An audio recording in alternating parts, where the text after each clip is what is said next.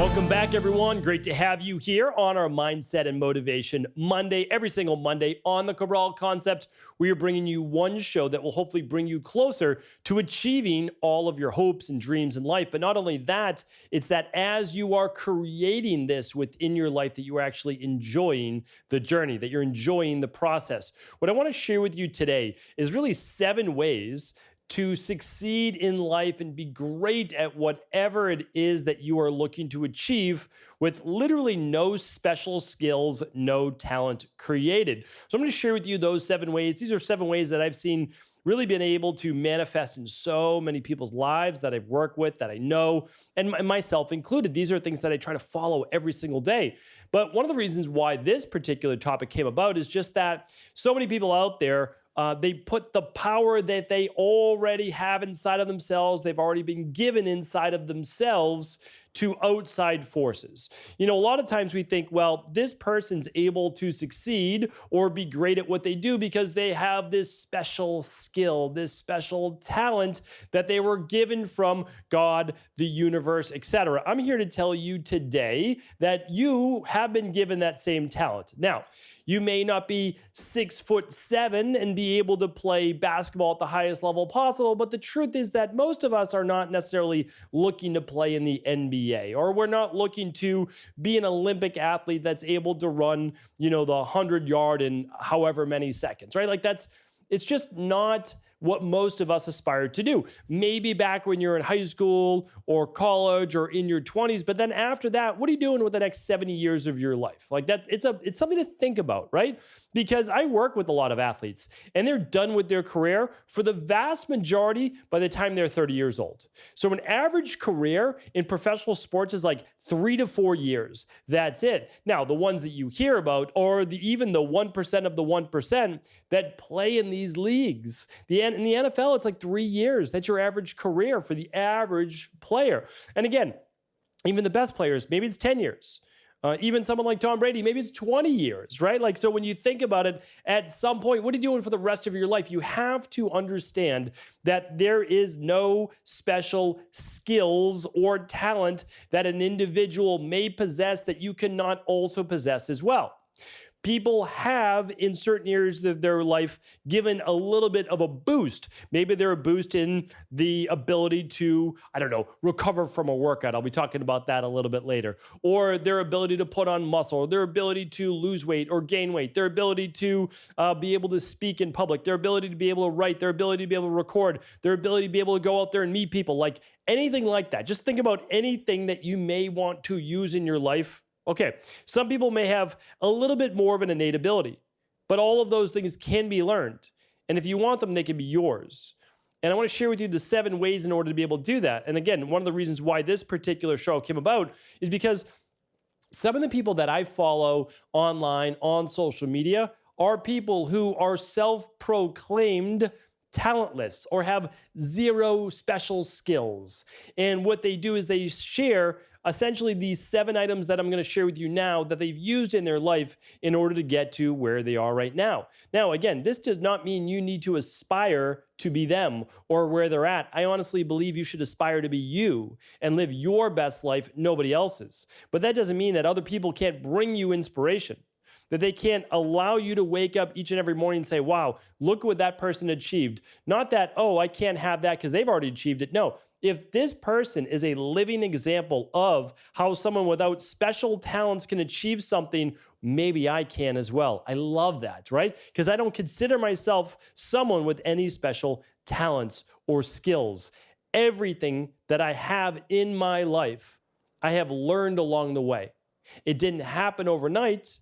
I've been able to accumulate a knowledge base in certain areas that I've then been able to put into action. Let's go through these 7 specific ways that I've really found that I'm telling you right now, absolutely no talent is required in order to succeed in any of the areas of your life or to be great at whatever you're looking to do. Just this whole thing about what is succeeding, right? What is being great? Well, think about it. You have to come up with, as I've talked about before on previous Mindset and Motivation Mondays, and I do hope that you tune back to previous shows, because there are now over 300 of these mindset-based shows where I just teach you and pass along all of the wisdom that we've been able to accumulate as a human culture over the past 6,000 years of recorded history. So when I look at this, again, I'm not saying that I've developed anything unique. My own unique way of being able to distribute this information is the only thing that I have. But there are overlapping philosophies that when you begin to see them, you realize that if you want to improve any area of your life, whether it is your wellness, right, your health, you have to have it. Your relationships, it's what makes life really worth living, right? You're doing life with other people, right? That's a big part of this. Your body. And why do I make such a big deal about that? Because I want you to live the longest and healthiest life possible. And I just know that if you are not near your ideal weight, nobody else's, but your ideal weight, it's not likely that you're living well into your 70s and 80s and 100 and beyond, right? So I want you to get there so you can enjoy the work that you've put in. And then, of course, your spirituality and whatever it is that gives you purpose in life. Some people, it's their career, their hobbies, whatever it might be. Like, think about those specific things. All right. So first way is this: positive attitude. First and foremost, I coach a lot of people, and I've coached a lot of people in my life. I call it coaching or my practice, like whatever you want to call it. But I like coach because you are coaching someone up, right? Like, you're not talking down to them. You're trying to lift them up, right? You're trying to get them one level up. Then when they're there, great. You're going to bring them another level up. Like that's the goal. And you're cheering them on along the way. But some people don't necessarily have the attitude that's even required to get in the game, right? Like, the game is life. You don't get to play with a poor attitude.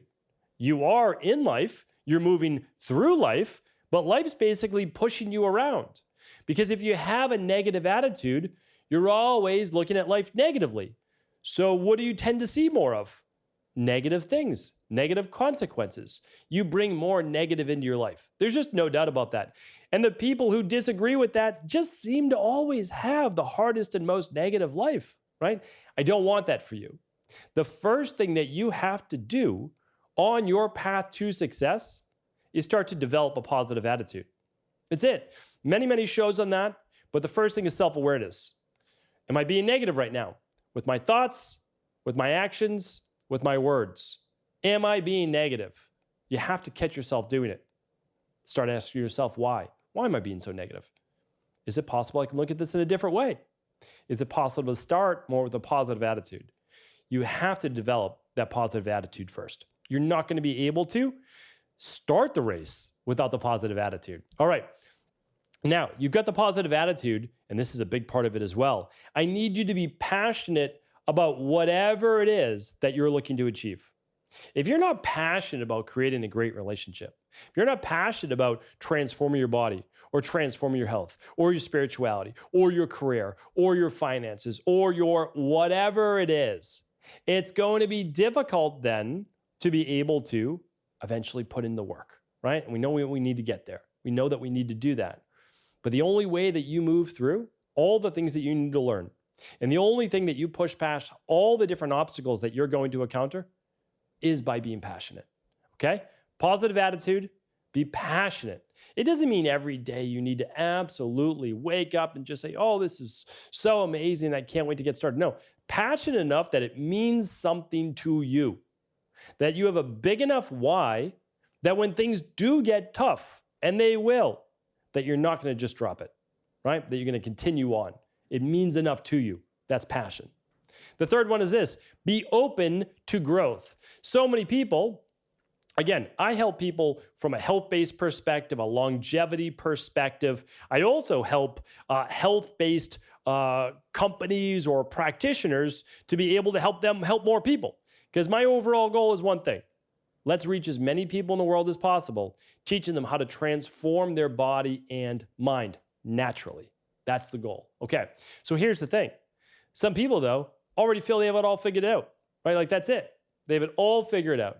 That they only use, I don't know, one particular type of supplement, one particular type of diet, only one form of exercise, just yoga or just Pilates or just weight training or just whatever. Like, no, that is not, that level of thinking has gotten you to where you are right now.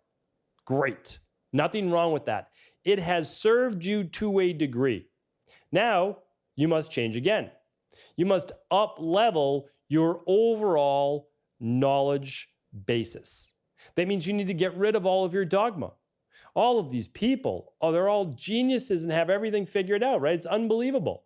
Like all these people talking about only this diet, only this food's toxic, that's food, that. Again, like, okay, how is that serving you? It may be helping you because you did that thing and it helped you get well. All right, well, there are levels to this. Are you going deeper now? Why did that help me? Could there be a deeper underlying root cause? I urge you to continue to keep an open mind and not become overly dogmatic about any one belief or philosophy. The next one is having a strong work ethic. Almost always, literally almost always, the most successful people I know simply continued on when other people gave up. Like that's literally it. Even if we go back to athletics, let's go back to athletics. So you've got 1% of 1% of like 1% making it to a professional level. There are so many people who were as skilled as they were. Okay, take talent out of the equation for a moment. Many people will tell you that there are more people who were talented, but they never made it. There were people that had the same skill set as them, but they didn't make it. So why did this person make it? Has stronger work ethic. They were willing to put in more hours of watching film on how to get better. They talked to more coaches, kept an open mind, right? And they practiced more. That's the biggest thing. What's the only reason I ever got well? To be honest with you, right? So after 10 years of not getting well, it's an insane amount of time. 17 years old to 27 years old, I gave up so much of my health and my energy and my life during those years to just constantly relapsing and being sick. Constantly. I had one of the weakest and worst immune systems beyond, of course, the Addison's disease, type 2 diabetes, the autoimmune issues, etc. I was a walking zombie. But at the end of the day, what did I try to do? I tried to follow these things. It was difficult when you're that sick. But what did I do?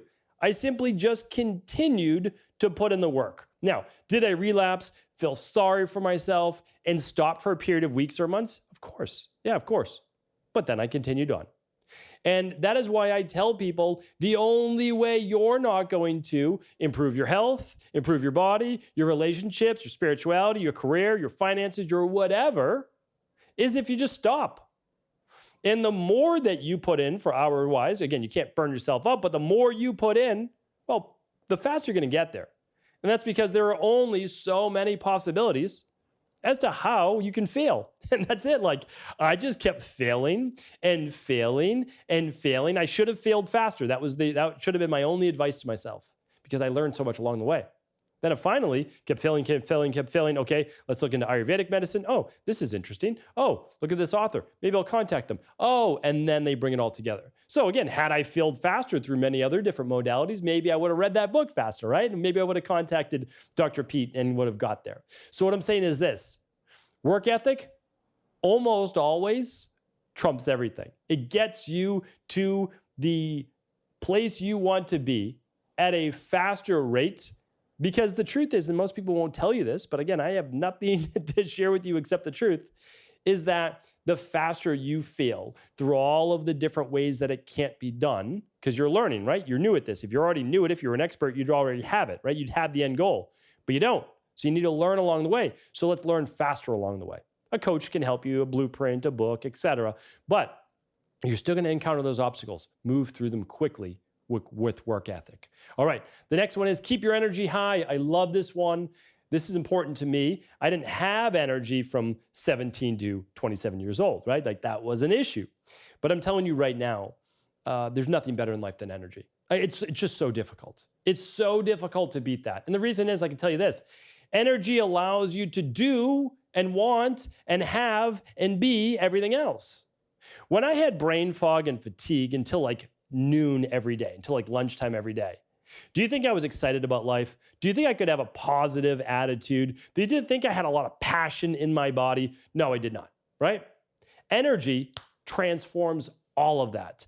I can wake up now with abundant energy. I can immediately get after the day, all the things that I want to get out of the day in my work, with my family, in all the different passion projects I have, speaking, recording.